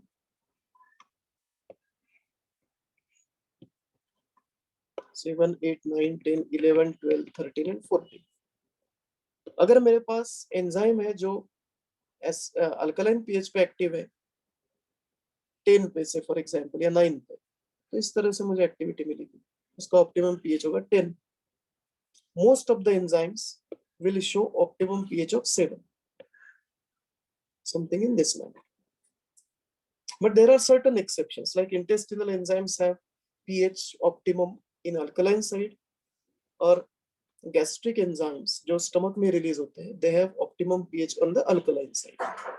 These are the exceptions, but otherwise most of the enzymes have maximum velocity or rate of reaction at near neutral pH, pH of 7. Any doubt here?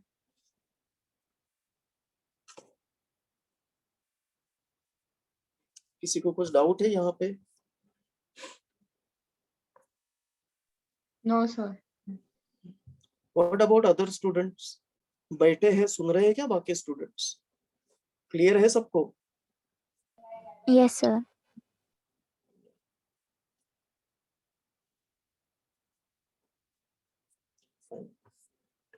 अब देखो, let us try to find out the effect of temperature on enzyme activity. Again,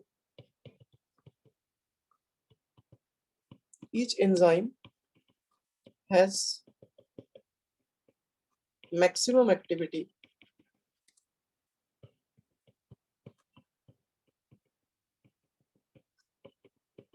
eight a specific temperature. क्या कहूंगा मैं इस temperature को? Optimum temperature. Obviously optimum temperature, जैसे मेरा optimum pH था उसी तरह से ऑप्टिमम टेम्परेचर होता है। क्या लगता है आपको ऑप्टिमम टेम्परेचर क्या होगा हमारे बॉडी के एंजाइम्स का? Normal body temperature. हाँ, what is it? 37 37 degree Celsius. Degree Celsius. So optimum temperature for most enzymes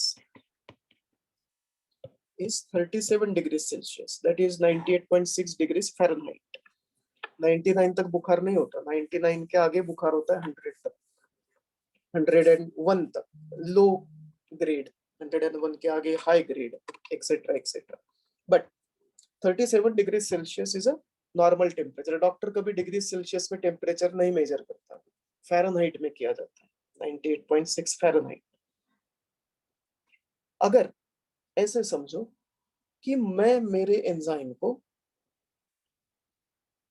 low temperature से एक्सपोज करता हूं, suppose I keep my enzyme eight 0 degree Celsius, low temperature. At 0 degrees Celsius or at low temperature, the enzymes are said to be inactivated. Enzymes are inactivated. मतलब क्या? यहाँ पे enzyme काम नहीं करेगा, enzymes are inactivated. And if I increase the temperature beyond 60 degrees Celsius, अगर मैं 60 degree Celsius से आगे जाता हूँ, that is high temperature, at or above 60 degrees Celsius. At high temperature, the enzymes are denatured. क्या होगा denatured मतलब? Destroyed. Denaturation में और degradation में कुछ फर्क है क्या? मेरा एंजाइम का एक फिक्स 3D शेप है, हमें मालूम है। Late us say for example, ये मेरा एंजाइम है, हमें यहाँ पे एक्टिव साइट वगैरह नहीं बनाता। लेट अस से this is an enzyme at normal temperature 37 degrees Celsius. If I cool it, it will retain its structure. जो भी स्ट्रक्चर उसका है, बेसिक स्ट्रक्चर, वो स्ट्रक्चर वही रहेगा, लेकिन ये बिल्कुल ही काम नहीं करेगा at 0 degrees Celsius. The same enzyme at 0 degrees Celsius, and I expose this enzyme at temperatures, let us say at 50 degrees Celsius, and then I take this enzyme at more than 60 degrees Celsius. Or I take it something like this, more than 60 degrees Celsius, and let us say more than 80 degrees Celsius. अब 60 degrees Celsius पे क्या होगा? हर एक all enzymes are proteins, और मैंने ये जो structure बनाई है प्राइमरी सेकेंडरी टर्शियरी, कौन सा स्ट्रक्चर है ये एंजाइम का? टर्शियरी स्ट्रक्चर है, प्रॉपरली फोल्डेड 3D शेप है, and the 3-dimensional shape of or tertiary structure of an enzyme is important for its biological activity. ये हमने देखा था। सो अगर मैं ये हीट करता हूँ, इस पर्टिकुलर रिएक्शन को, इस एंजाइम को मैं 60 डिग्री तक समझो, या 60 डिग्री से थोड़ा ज्यादा हीट कर दिया, तो क्या होगा? ये जो फोल्डिंग है, जो डाइसल्फाइड ब्रिजेस से एस्टेब्लिश हुआ है, कांस्टेंट, ये डाइसल्फाइड ब्रिजेस से कांस्टेंट है, those disulfide bridges are dissolved, और मुझे एंजाइम मिलता है इस तरह से, प्राइमरी स्ट्रक्चर में कन्वर्ट हो जाता है। इस प्रोसेस को मैं कहता हूं डीनेचरेशन। अगर मैं ये फर्दर हीट करूंगा तो मेरे पेप्टाइड बॉन्ड्स भी ब्रेक हो जाएंगे।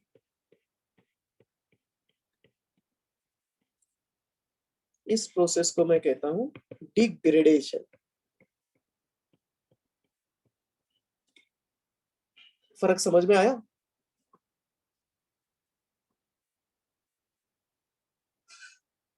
Yes sir. डीनेचरेशन में सिर्फ टर्शियरी स्ट्रक्चर लॉस होगा, डिग्रेडेशन में पूरा का पूरा पेप्टाइड बॉन्ड्स ही ब्रेक हो जाएंगे, रिमेंबर दिस।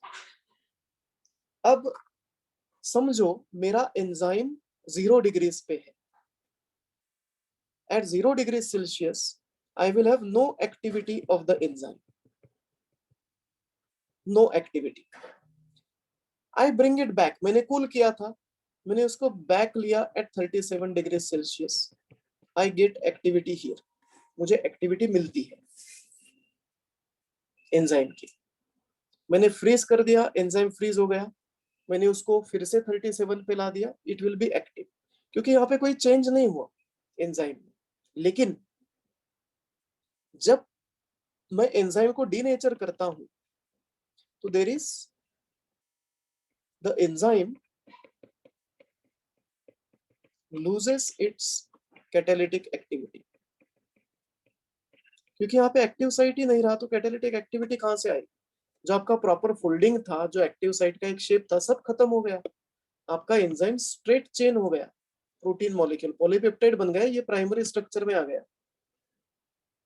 अगर मैं इसको कूल करता हूं,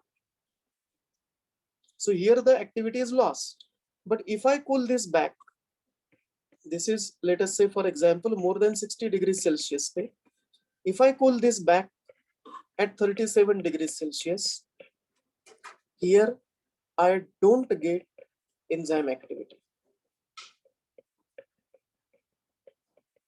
Even after cooling, enzyme activity cannot be seen. The reason is renaturation, मतलब denaturation का उल्टा, फिर से फोल्डिंग होना, फिर से टर्शियरी स्ट्रक्चर बनना पॉसिबल नहीं होता। Enzyme will lose its catalytic activity forever if heated beyond 60 degrees Celsius. एक जनरल रूल है इसके बारे में, एक you can say a thumb rule जो हमेशा काम करता है। The activity of the enzyme or rate of enzyme reaction doubles. Rate of the enzyme reaction doubles. ध्यान से सुनना।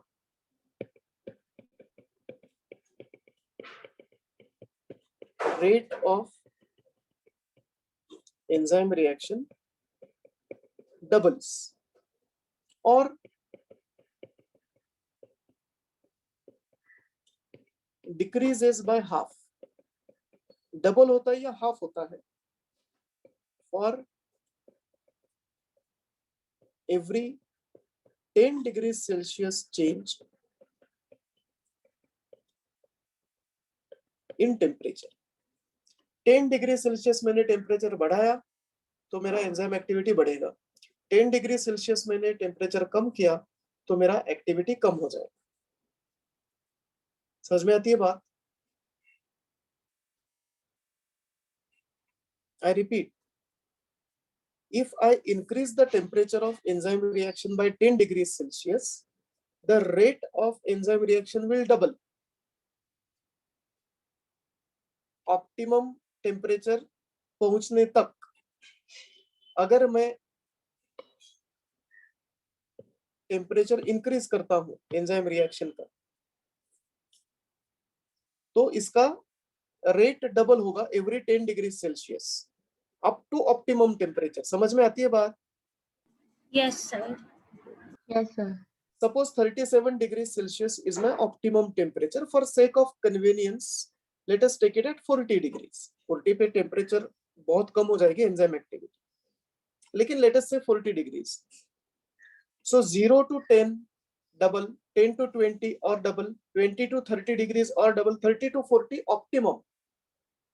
40 पे मैक्सिमम टेम्परेचर, मैक्सिमम एक्टिविटी मुझे मिलेगी। So if I try to draw a graph again here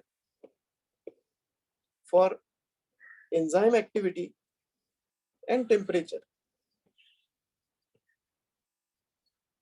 suppose x axis, y axis पे मैंने लिया y, v, और x axis पे मैंने लिया temperature. Let us say this is 37 degrees Celsius. If I go on increasing the temperature from 0 to 37 degrees Celsius, slowly and steadily, ये मेरा 37 degrees Celsius है, let us say optimum temperature for most of the enzymes. 37 degree Celsius है। Now I increase the enzyme reaction का temperature up to 37 degrees Celsius. It will go on increasing. Beyond 37 degrees Celsius, every 10 degrees there will be decrease by half. मुझे फिर से वही graph मिला. If you see carefully, the graph is same, exactly same as for pH. pH के लिए ऐसा कुछ rule नहीं है, लेकिन टेम्परेचर के लिए रूल है. Nearly every 10 degrees Celsius increase or decrease, there will be doubling or halving of rate of enzyme reaction. समझ में आती है बात? Yes. Yes, sir. Do you see any difference with respect to inorganic catalyst and enzymes with respect to pH and temperature?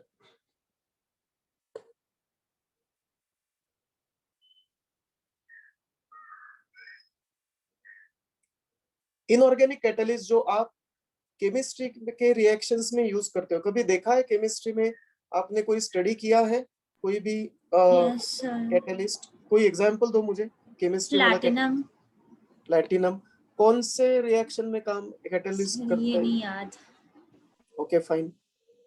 पर देखो generally अगर आप chemistry में देखोगे तो आपको ये पता चलेगा कि आपके इनऑर्गेनिक कैटलिस्ट जो है वो बहुत ही हाई टेम्परेचर पे और बहुत ही हाई प्रेशर हाँ. पे efficiently Platinum normally works around like 800 degrees Celsius. हाँ, तो एट इस टेम्परेचर पे तो 800 डिग्री सेल्सियस पे हमने ऐश बनाया था, याद है आपको? Right, sir. तेल का टिश्यू का हमने ऐश बनाया था और उससे हमने एलिमेंटल एनालिसिस किया था 800 डिग्री सेल्सियस पे फर्नेस में। लेकिन यहाँ पे इनऑर्गेनिक कैटलिस्ट की बहुत ज्यादा एक्टिविटी मिलेगी आपको। That is not the case with enzymes at high temperature, at high और लो पीएच और even at high pressures. The enzymes are degraded, they lose their activity, they are damaged at high temperatures. Remember this, they cannot act at high temperature. But can I say there will be definitely some exception to this rule? My rule is most of the enzymes are active around 37 degrees Celsius. Fine, I try sampling the bacteria. मैं सारे bacteria sampling करना शुरू कर दिया मैंने। Polar region से मैंने शुरुआत की। पोलर रीजन में भी बैक्टीरिया है, क्लैमाइडोमोनास निवेलिस है। मैंने वहां से सेल्स को, बैक्टीरिया को, ऑर्गेनिजम्स को कलेक्ट करना शुरू कर दिया।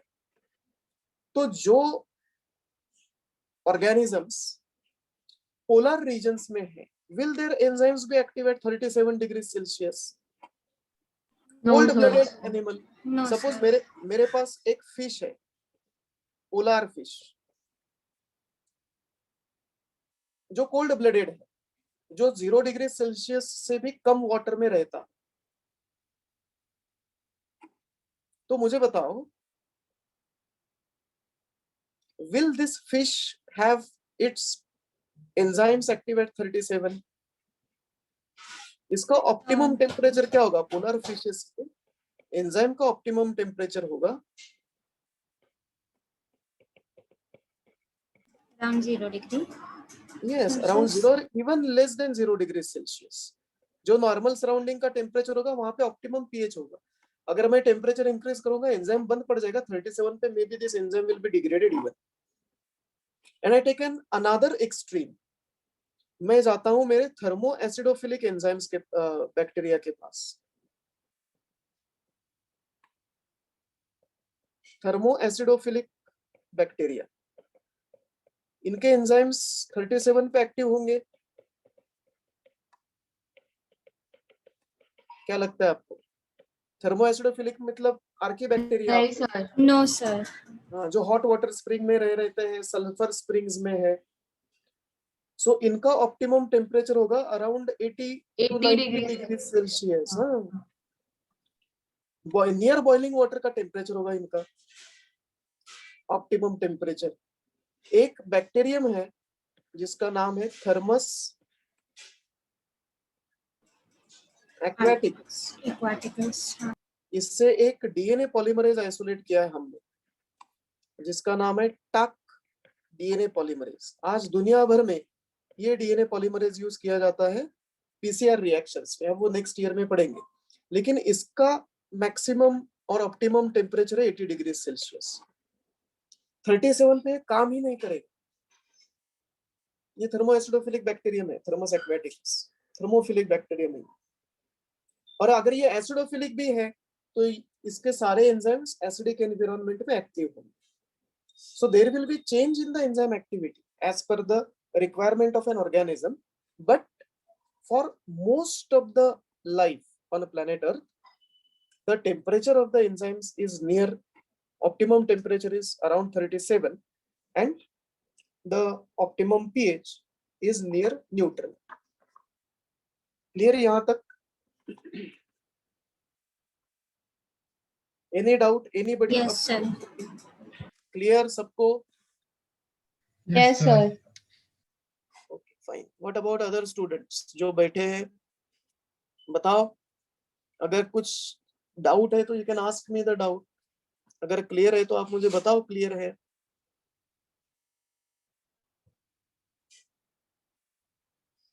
फाइन, तो विल स्टॉप हियर टुडे। अब कल क्या करेंगे हम? ये फैक्टर्स अफेक्टिंग एंजाइम एक्टिविटी तो हो गया। Tomorrow will discuss about the inhibition. हाँ, एक और फैक्टर रह गया, इनहिबिटर्स रह गए। So what we have done today is substrate concentration, pH, temperature, inhibitors are remaining. हमने एंजाइम एक्शन की थियरीज भी कर लिया आज। So we have done a lot of part today.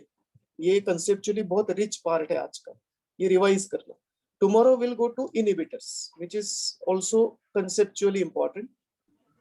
सो कल क्या हमारा ये चैप्टर खत्म हो जाएगा सर? हाँ, tomorrow will finish this chapter. Inhibitors देखेंगे हम, and then last part classification of enzymes, and then we'll move ahead with digestion, physiology. हाँ। So फिर zoology का ही ट्रैक चलता रहेगा आपका उसके बाद, until आपका सारा बॉटनी तो बस एक ही बचा है ना, एनाटॉमी जो सेकंड ट्रैक में, और कोई बॉटनी का चैप्टर नहीं है ना 11th में? लेकिन हाँ है ना, फोटोसिंथेसिस है, रेस्पिरेशन है, अच्छा, ट्रांसपोर्ट है, मिनरल हाँ। न्यूट्रिशन है, प्लांट ग्रोथ एंड डेवलपमेंट है। जैसे एक प्लांट फिजियोलॉजी ना। हाँ, प्लांट फिजियोलॉजी है। और आप एक्सपेक्ट ही मत करो कि सिलेबस इतना जल्दी हमारे 11th का खत्म हो जाए, पॉसिबल नहीं है। आपका 11th 12th मिला के 12th का सिलेबस आपके दिसंबर या जनवरी एंड तक आपका 100% सिलेबस खत्म हो जाता है। You get enough of time to study. जिन लोगों का सिलेबस अभी कंप्लीट हो गया ना 11th का, उनको दिक्कत है, उनको नहीं समझ में आया, समझा ही नहीं है जो कुछ भी हुआ है वो। और जैसे जैसे टाइम आगे बढ़ेगा वैसे ये कंफ्यूजन और बढ़ता जाएगा उन लोगों का, उन स्टूडेंट्स का नुकसान होने वाला है उनको। सो हमें नहीं करना ये चीज। So don't worry, completing the syllabus is my responsibility in time. Making the syllabus flawless, your flawless preparation is your responsibility. So look at your responsibility, I will look at my responsibility. Is that fine? Yes sir. So complete your preparation, that is more important. जो हमने किया है वो इतना अच्छे से करो कि और 2-3 बार पढ़ने के बाद ही आपका प्रिपरेशन हो जाए, बस इतना रेडी होना चाहिए, on the tip of your tongue. Okay, so let us stop here. We'll meet tomorrow and continue ahead. Thank you all of you. Thank you, sir. Thank you. Thank you, sir. Thank you all of you.